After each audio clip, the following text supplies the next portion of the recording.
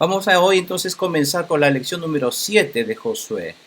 Nosotros en las lecciones pasadas, en la lección 6 especialmente, vimos cómo Israel, luego de la derrota contra los de Ai, han triunfado gracias a la ayuda de Dios, porque Dios ha estado con ellos.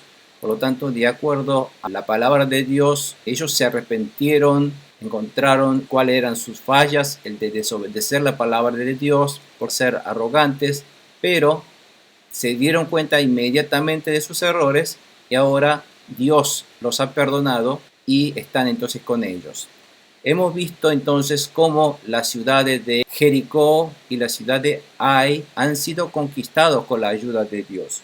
Hoy vamos a ver en la lección número 7 otro tema donde se titula No consultaron a Dios, y se trata del capítulo 9 de Josué, donde el versículo central es el Josué 9, 14 al 15, y dice así: Los hombres de Israel participaron de las provisiones de los gabaonitas, pero no consultaron al Señor.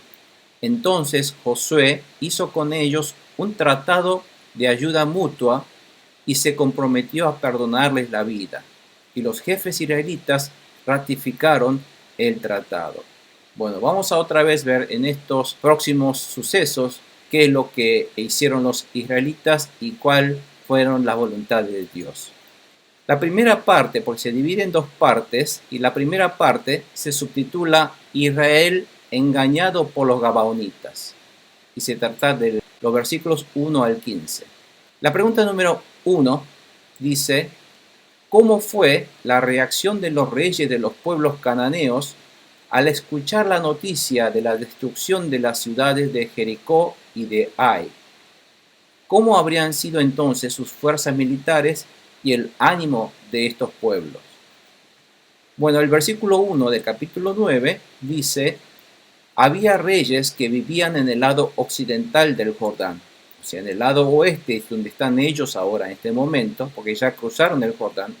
En esa tierra, en el lado occidental, había pueblos que vivían en la montaña, en la llanura, y a lo largo de la costa del Mediterráneo, hasta el Líbano, que es el país que está limitando al norte de Israel, de Palestina. En esos lugares vivían los hititas, amorreos, cananeos, los fereceos, los heveos y jebuseos. Dice: cuando estos monarcas, es decir, los reyes de cada uno de estos pueblos, se enteraron de lo sucedido, lo que pasó con Jericó y Ai, se aliaron, dice, se unieron bajo un solo mando para hacer frente a Josué y a los israelitas. Bueno, aquí podemos ver, ¿se acuerdan? Estos son los pueblos cananeos que habían, y estamos hablando, si este es el río Jordán, están hablando de los pueblos que están al lado occidental, es decir, de este lado del Jordán. Y aquí vemos que hay pueblos que se llaman los heveos, que vivían aquí y también vivían aquí, y también había pueblos de los hititas que vivían aquí, también vivían aquí. Y después se acuerdan que Israel ya había conquistado a los amoritas de Sihón y Og de esta zona, pero también había amoritas aquí reunidos y también diseminados un poco a lo largo de todo Canaán. Y había también los cananeos que vivían en las costas y en las zonas del valle del Jordán. Este es un pueblo filisteo que era un pueblo muy fuerte, que en un principio no estaban en la pelea contra Israel. Y aquí estaban los jebuseos. Los jebuseos son los que vivían cerca de Jerusalén. Por lo tanto, todos estos pueblos se unieron, aunaron sus esfuerzos para luchar contra Israel, que está entrando por este lado. Este lado, tanto Jericó, y después había luchado con la primera ciudad que estaba aquí, que se llama Ai, y después van a seguir luchando con otros pueblos que están más al sur, y se van a bifurcar en columnas del norte y columnas del sur para las tropas seguir conquistando Canaán. Bueno, en ese momento entonces, cuando ellos terminaron de conquistar Ai, vamos a ver un poco dónde quedan entonces esas ciudades. Ni bien Israel, cuando cruzaron el río Jordán, a la llanura de Gilgal, aquí en este lugar, establecieron su campamento. Ustedes se acuerdan que cuando tienen que establecer un campamento, en el centro, ¿qué tienen que poner? En el centro tienen que construir el tabernáculo. Y empiezan ellos a acamparse de acuerdo al norte, este, oeste, como Dios lo había ordenado, según tribus. Entonces, toda esa forma de la organización, como si fuera una cruz, ¿vieron? Eso se han establecido aquí en Gilgal. Por lo tanto, ellos no es fácil movilizar con todo el pueblo y todas las mujeres, ancianos, ir avanzando en el momento de la guerra. Por lo tanto, Gilgal vendría a ser como una sede de la base de la conquista.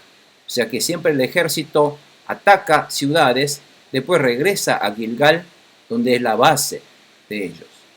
Por lo tanto, en ese lugar estaba el tabernáculo de Dios y el pueblo de Dios estaba acampado en una llanura amplia que estaba al norte de Jericó, que es esa zona.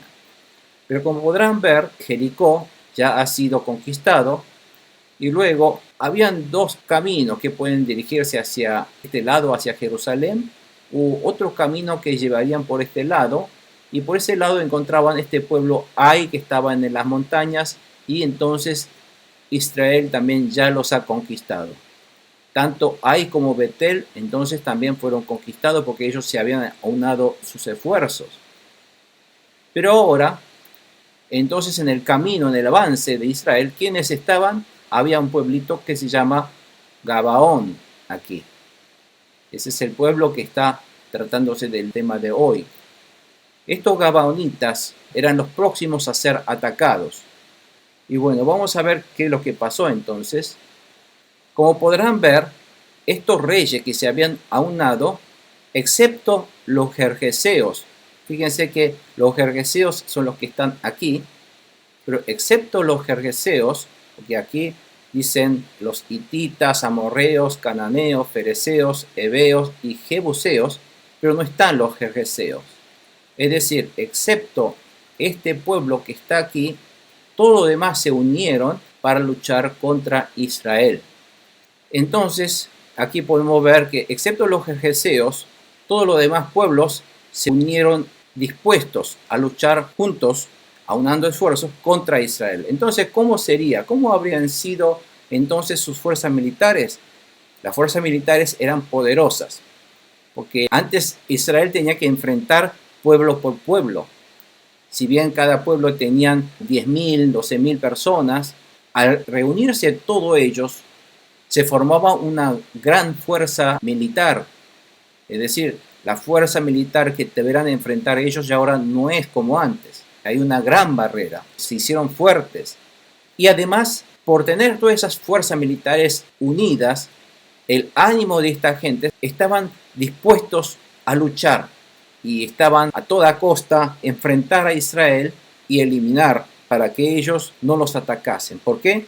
Porque ellos vieron lo que hacen Israel. O sea que Israel no los ataca para gobernar, sino Israel los ataca para exterminarlos, para quemar y matar a todos los habitantes.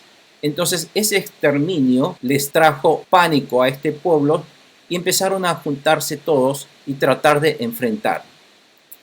Esa era la situación. Pero en la pregunta siguiente, pregunta 2, vemos, por un lado, ¿qué plan tramaron los gabaonitas para establecer un tratado de paz con Israel? Había un pueblito que vimos recién, llamado los gabaonitas. Dice, los gabaonitas, al darse cuenta de cómo Josué había tratado a las ciudades de Jericó y de Ai, es decir, de exterminarlos, maquinaron un plan. ¿Por qué? Porque no querían morir así. Entonces enviaron unos mensajeros. Es decir, cuando enviaron unos mensajeros, ¿hacia dónde enviaron? Enviaron a Gilgal, donde estaba la base de los israelitas. Entonces allí enviaron unos mensajeros a Gilgal, cuyos asnos llevaban costales viejos y odres para el vino rotos y remendados. Entonces iban vestidos con ropa vieja y tenían sandalias gastadas y remendadas.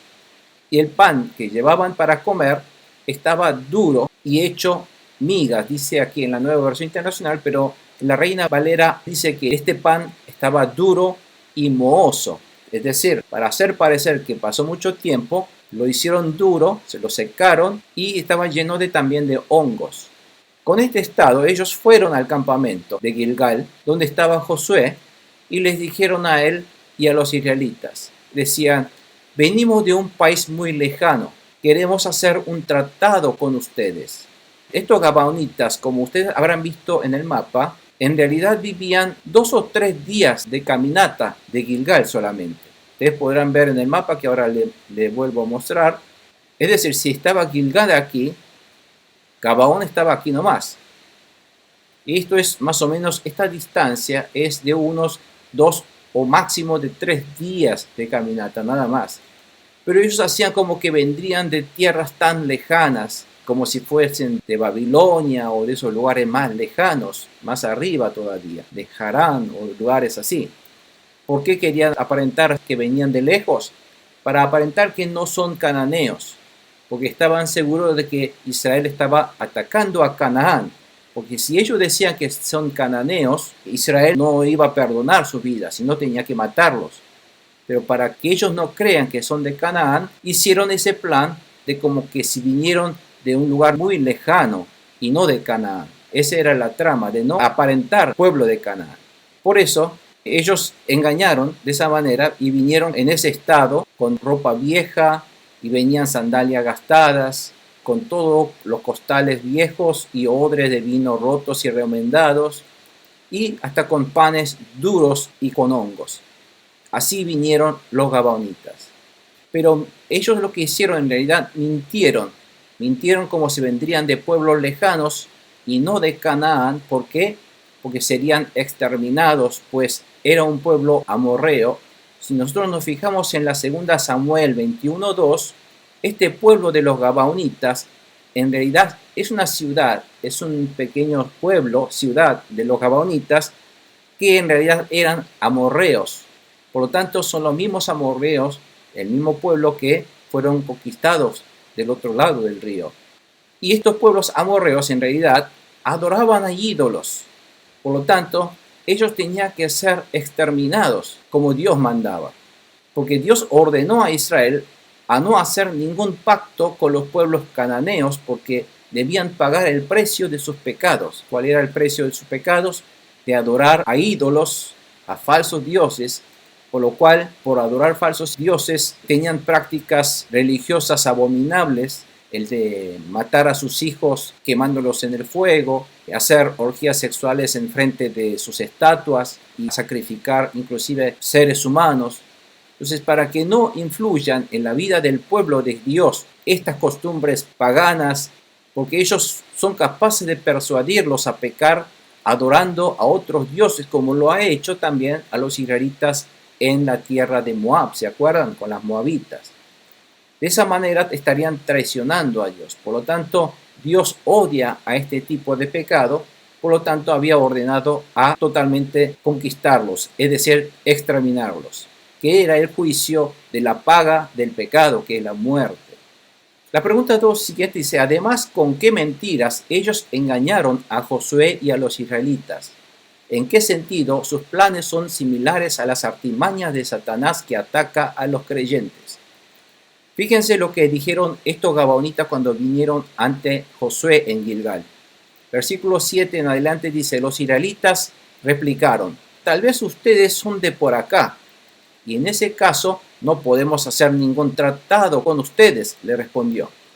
Pero ellos les dijeron a Josué: nosotros estamos dispuestos a servirle, dijo, no a enfrentar a ustedes, estamos dispuestos a servirle. Y Josué les preguntó: ¿quiénes son ustedes y de dónde vienen? Le preguntó, ¿cuál era su procedencia? Y ellos respondieron, y todo lo que respondieron son mentiras. Dicen: nosotros somos sus siervos y hemos venido de un país muy lejano, muy distante. No somos de acá, de Canaán, para hacer creer que no son de Canaán. Hasta donde ha llegado la fama del Señor su Dios, y hemos escuchado la fama de lo que su Dios, el Jehová, Dios de ustedes, ha hecho. Nos hemos enterado de todo lo que Él hizo en Egipto y de lo que les hizo a los 2 reyes amorreos al este del Jordán, como Sihón, que es el rey de Hesbón, y Og, el rey de Basán, el que residía en Astarot. Astarot era la capital de Basán en ese momento. Dice, por eso los habitantes de nuestro país, junto con nuestros dirigentes, nos pidieron que nos preparáramos para el largo viaje y que les diéramos a ustedes el siguiente mensaje, diciendo que deseamos ser siervo de ustedes. Hagamos un tratado. Es decir, esto es algo común en esa época, porque cuando un país, para no ser aniquilado por una potencia de esa zona, lo que hacían es se convertían en sus servientes. ¿Cómo servía? Les servía entregando tributos, impuestos a estos pueblos. En ese caso, si le entrega tributos y pasan a ser siervo de ellos, entonces estas potencias no los aniquilaba y les perdonaba sus vidas. Un poco ese tipo de plan es lo que ellos estaban intentando hacer con Israel. Y dice que hagamos un tratado, que nosotros vamos a ser sus siervos, no vamos a estar peleando con ustedes, pero vamos a ser siervos de ustedes y ustedes nos perdonan nuestra vida. Dice, cuando salimos para acá, dice, nuestro pan estaba fresco y caliente, pero ahora mírenlo, está duro y hecho migas, es decir, con hongos.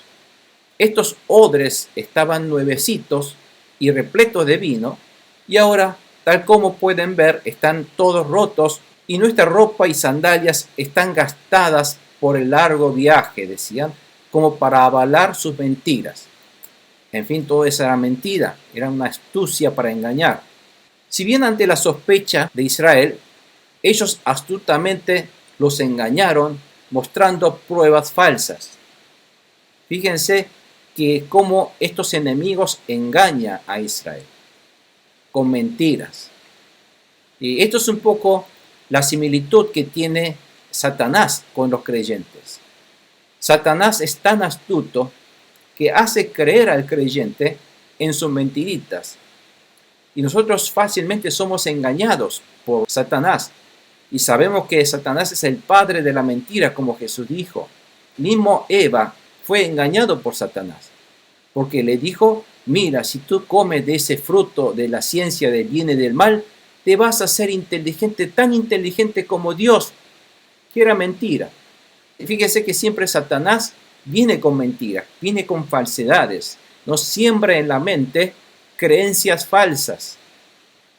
Por ejemplo, lo que ha pasado con todos estos pueblos idólatras es que ellos creían con pensamientos falsos que Satanás le estaban dando, creyendo que cuando ellos adoran de esa manera a esas estatuas que son sin vida, que no tienen nada de poder, creen que ellos adorando de esa manera, para adorarlos tenían que sacrificar a sus hijos, sus mujeres, hombres, practicar orgías y todo ese tipo de cosas abominables al ojo de Dios, creyendo falsamente, engañados por Satanás, de que eso les traería felicidad a ellos, que eso le traería a ellos prosperidad y abundancia. O sea que hoy día, de la misma manera, Satanás nos sigue engañando, pensando que en el dinero vas a encontrar tu felicidad, en la fama vas a encontrar tu felicidad, en la droga te vas a encontrar tu paz. En fin, nos está engañando con cosas y dice, no pierdas tiempo con Dios, no pierdas tiempo con la palabra de Dios, no pierdas tiempo con las iglesias, vive tu vida.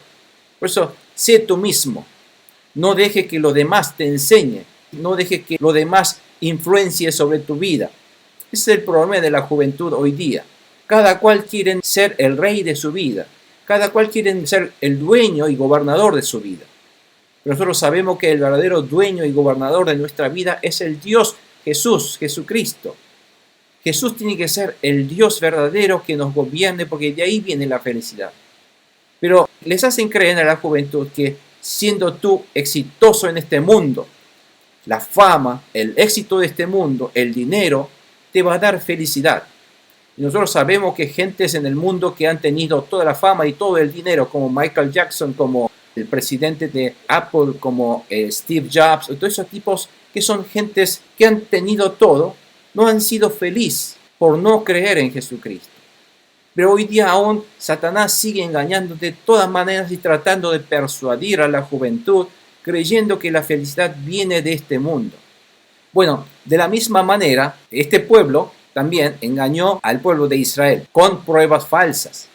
Dijeron que vinieron de lejos al escuchar todas las victorias de un pueblo de Dios para hacer un tratado de paz, le mostraron evidencias falsas para convencer a Israel de sus mentiras, y el enemigo es más astuto que el hombre. Fíjense que Satanás es más astuto que el hombre. El hombre no puede vencer la inteligencia de Satanás.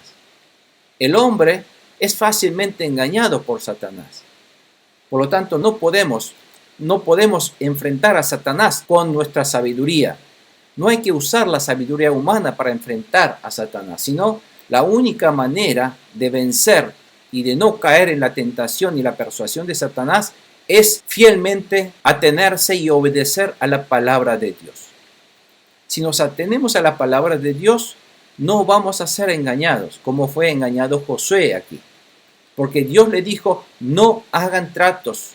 Y la palabra fue determinante de Dios, no hagan tratos con ese pueblo, no tengan compasión a ese pueblo pecaminoso, porque los van a engañar, van a venir como amigos y van a engañar para hacer pecar a ustedes delante de Dios. Bueno, esa es la táctica que utiliza Satanás hoy día también a nosotros. Nos viene a nuestra mente como si fuese amigo para ayudarnos, para beneficiarnos. Pero en realidad eso es en contra de la voluntad de Dios. Y cuando es en contra de la voluntad de Dios, eso nos trae castigos por pecar ante Dios, que es la infelicidad en lugar de la felicidad que busca el hombre. Amén. Por lo tanto, tenemos que aprender de esto, que el enemigo siempre trata de engañarnos con mentiras. No debemos creer. Por lo tanto, no tenemos que hacer tratos, no conversar, no darle cabida a nuestra mente pensamientos que no sean de Dios, órdenes que no sean de Dios. No debemos, a ver si esto es lo que... A ver, vamos a escuchar lo que dicen esta gente. Lo del mundo, no. Cuando Dios dice no, no. Debemos rechazarlo. Porque hay muchos que vienen a engañarnos como si fueran amigos en lugar de enemigos. Bueno, entonces, ¿qué decisión? Dice pregunta número 3. ¿Qué decisión descuidada y apresurada tomaron Josué y los israelitas? 14 y 15. ¿Por qué ellos no habrán consultado a Dios? Los hombres de Israel participaron de las provisiones de los gabaonitas, pero no consultaron al Señor. Entonces Josué hizo con ellos un tratado de ayuda mutua y se comprometió a perdonarles la vida. Fíjense, a perdonarle la vida. ¿Quién es capaz de perdonar la vida si la vida ordenada por Dios es de exterminarlos, es de matarlos? Pero si la palabra de Dios dijo hay que matarlos, no tenga compasión, porque ellos van a matar a ustedes, entonces ellos no escucharon esa palabra de Dios, sino le dejaron cabida a estos engaños de estos enemigos y hicieron la promesa de perdonarle la vida. Y los jefes israelitas también estaban de acuerdo, ratificaron el tratado, estaban de acuerdo. Fíjese que Josué y los líderes israelitas comieron de los panes de los gabaonitas para ver si estaban viejas como ellos decían. Pero como vieron, por supuesto, trajeron panes viejos. Pero por no consultar, por no haber consultado con Dios, fueron engañados con esas evidencias y pruebas falsas de que realmente dijeron, esta gente viene de lo lejos. Es decir, parece verdad lo que ellos están diciendo. Fueron engañados. Por lo tanto, al ser engañados, tomaron una decisión descuidada y apresurada de hacer un tratado de paz con los gabaonitas. Es decir, ellos dijeron, bueno, a ustedes nunca los vamos a matar, no los vamos a atacar entonces a ustedes. Porque creyeron que no eran los cananeos, pensaron que eran gentes que venían de lejos. Pero hicieron la promesa ante Dios, en el nombre de Dios. Por lo tanto, nosotros, antes de prometer algo, debemos siempre preguntar a Dios. No debemos prometer algo por prometer, sino debemos siempre decir la verdad. Es fácil decir por palabras, sí, te voy a hacer, o sí, voy a estar mañana aquí, o sí, voy a hacer. Todos son palabras falsas. Y eso no es propio de un creyente. Los creyentes no deben mentir. Los creyentes no deben prometer falsamente. Sino nosotros debemos primeramente, antes de confirmar algo, si no estamos seguros de algo, debemos preguntar a Dios. Pero entonces, ¿ellos por qué no habrán consultado a Dios? ¿Por qué? porque se hicieron arrogantes, despreciaron la palabra de Dios, se olvidaron de la palabra de Dios, obviaron la palabra de Dios. Es decir, en vez de siempre su vida guiarse con la palabra de Dios, se guiaron con sus propios sentidos, con sus propias capacidades de juicio, que son fácilmente vulnerables por el enemigo. Pero ellos cometieron ese error de confiarse en sí mismos, en sus propios juicios que son vulnerables, en lugar de cuidar de preguntar a Dios si eso era verdad o no, antes de tomar una decisión. Bueno, fallaron otra vez. Fallaron y ¿qué hicieron como resultado? Desobedecer la palabra de Dios. No obedecieron la palabra de Dios, como el mismo error que cumplieron cuando ellos atacaron a Ai. En definitiva, el problema de este pueblo es de despreciar, no tener en cuenta la palabra de Dios y entonces de desobedecer la palabra de Dios. Ahí está el problema. Siempre viene ahí el problema de este pueblo. Si nosotros vemos en Jueces, capítulo 11:31, hay un episodio en el cual el juez de ese momento se llamaba Jefté. Y Jefté hace una promesa descuidada y apresurada, diciendo que si Dios le ayuda a vencer a los amonitas, sus enemigos en ese momento, entonces él mismo dice, al que salga primero a recibirme, es decir, o a recibir cuando él vuelva de la guerra, y cuando yo vuelva de haber vencido a los amonitas, entonces a esa primera persona que vine a recibirlo, lo ofrecería en holocausto. Dice, fíjense qué descabellado esa promesa. El primero que venga a recibirlo a él con su victoria, lo va a sacrificar a ese hombre y lo va a quemar en holocausto para darle a Dios. ¿Dios se va a glorificar con eso? No. Pero es decir, que este Jefté se vanagloria de esta manera, diciendo que el primero que salga lo voy a ofrecer como ofrenda de holocausto a Dios, le dice. Y por esta descuidada y descabellada promesa, tuvo que sacrificar a su única hija que le había salido a recibir como primera vez cuando él volvía. Así que por esa promesa que él hizo ante Dios, tuvo que sacrificar a su hija, quemarla y matarla y entregar en holocausto. Porque esa es la promesa que Dios que le había hecho a Dios. Por lo tanto, los cristianos debemos ser muy cautelosos en hacer promesas o decir algo, afirmar algo ante Dios. No debemos hacer promesas si no estamos seguros. Si esa promesa que estamos haciendo está de acuerdo con la voluntad de Dios y está aprobado por Dios, tenemos que hacer esa promesa. Pero no de acuerdo a sus propias emociones o sus propios orgullos, lo cual traerían situaciones como estas, que son la ira de Dios, y además su vida pasa a ser tediosa por esa promesa falsa. Entonces se ve que es muy peligroso hacer promesas que no estén de acuerdo con la voluntad de Dios. Por lo tanto, antes de hacer una promesa o afirmar algo, tenemos que consultar si esto está de acuerdo con la voluntad de Dios. Oremos a Dios, preguntemos a Dios si Dios está de acuerdo con eso para hacer ese tipo de promesas. Dice la pregunta siguiente, ¿por qué fue un gran error para Israel el haber hecho un pacto con los habitantes de Canaán? Porque vemos aquí en Éxodo 34, 12 y 15, donde dice, ten mucho cuidado de no hacer ningún pacto con los habitantes de la tierra que vas a ocupar. Fíjense todavía porque Israel, esto es Éxodo, Israel todavía no está en Canaán, están en el desierto. Y después del suceso del Becerro de Oro, cuando Dios los perdona, le recalca nuevamente a Moisés para que tenga mucho cuidado de no hacer ningún pacto con los habitantes de la tierra que vas a ocupar, que es Canaán. Y ellos no le hicieron caso a esta palabra de Dios. Pues de lo contrario, serán para ti una trampa. De hecho, fue una trampa. Y el versículo 15 dice, no hagas ningún pacto con los habitantes de esta tierra, porque se prostituyen por ir tras sus dioses y cuando les ofrezcan sacrificios a esos dioses, te invitarán a participar de ellos. Y fíjense que esto cuando ocurrió, esto ocurrió más adelante cuando ellos llegaron a Moab. Pues los moabitas hicieron eso. Se prostituyeron y empezaron a ofrecer sacrificios a esos dioses para adorar a esos dioses, por lo cual murieron una gran cantidad de israelitas por este hecho en Moab.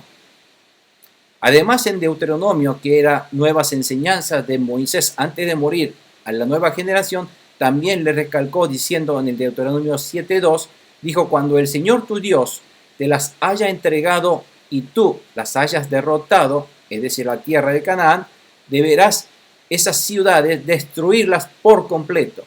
La consigna era exterminarlos, destruirlos, porque en ellas había estatuillas, había ídolos, que hay que quemarlos para que no se vuelvan a utilizar. Y dijo: no harás ningún pacto con ellas, ni le tendrás compasión. Esta era la consigna, esta era la orden estricta y específica de Dios. Y ellos no lo cumplieron, no lo cumplieron.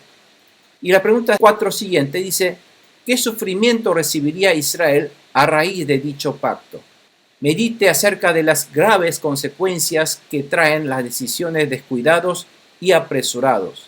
Es decir, estas decisiones que están mal tomadas, ¿qué es lo que va a causar? Hay un ejemplo en Josué 10, 1 al 14, que también vamos a ver más adelante. Había un rey llamado Adonisec, que estaba reinando en la ciudad de Jerusalén de aquel momento. Entonces, este rey Adonisec también se alió con los reyes de las ciudades que están alrededor suyo, que es de Oján, de Hebrón, de Pirán, de Jarmut, Jafía, Laquis, de Bir, de Eglón, y todos juntos decidieron a quién atacar a Gabaón. Entonces ellos decidieron atacar a Gabaón por ponerse de acuerdo con israelitas. Entonces ellos lo tomaron a Gabaón como traidores. Por lo tanto, ellos empezaron a atacar a Gabaón.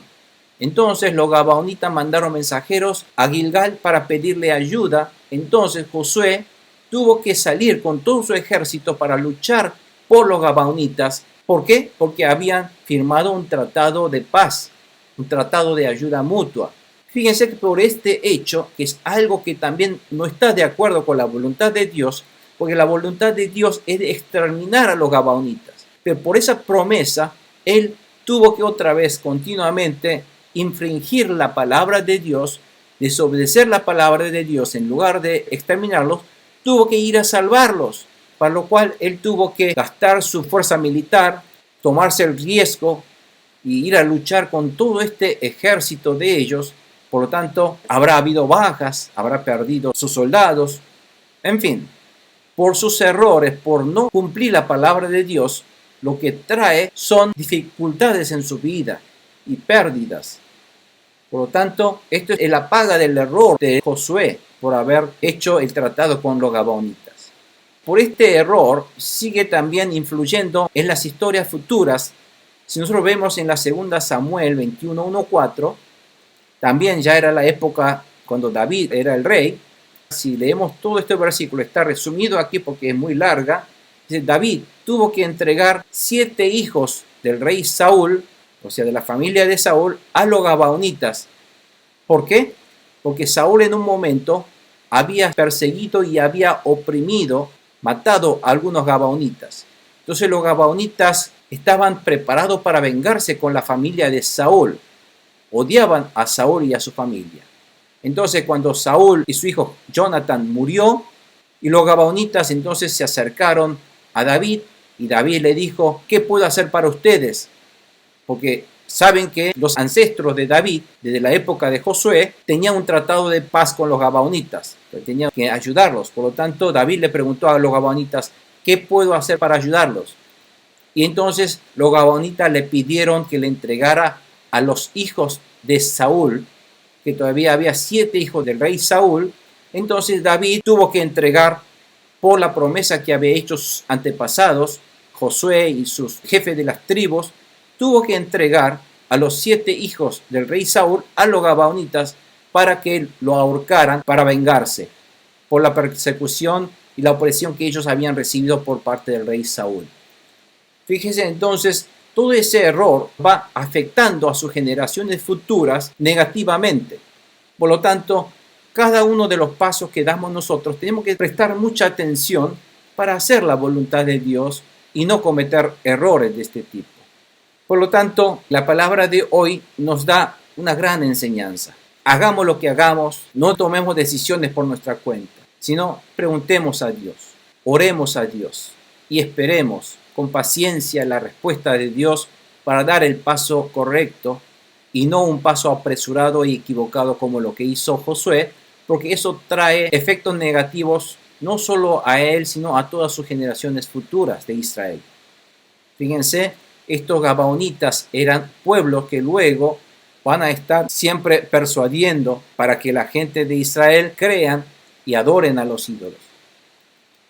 Entonces, esto es un poco, otra vez, el error que comete el pueblo de Israel en el momento de continuar la conquista de Canaán. Es decir, no tomar decisiones en nuestra vida por nuestra cuenta, sino preguntar a Dios y hacer las cosas como Dios manda y hacer la voluntad de Dios para no recibir esos tipos de resultados negativos en nuestra vida. Amén. Vamos a dejar hoy aquí. Vamos a agradecer al Señor y dando gracias por esta palabra de hoy. Amén. Bueno, oremos, hermanos. Padre Santo Celestial, gracias te damos por esta palabra de hoy para despertarnos nuestra sabiduría y para enseñarnos de cómo realmente la decisión apresurada y la decisión descuidada de Josué y los líderes de las tribus de Israel han cometido error sin consultarte a ti tu voluntad y han decidido y han avanzado en un tratado en el cual tú no estabas de acuerdo, sino había una clara y específica orden de aniquilar y de exterminar a todos esos pueblos. Pero ellos terminaron por su cuenta, por tomar sus decisiones propias erróneas, han desobedecido otra vez a tu palabra, lo cual trajeron otra vez problemas y maldiciones a ellos y a las generaciones futuras. Sabemos que tú eres un Dios justo, un Dios cumplidor, por lo tanto, si hay desobediencia, siempre va a haber paga de ese pecado.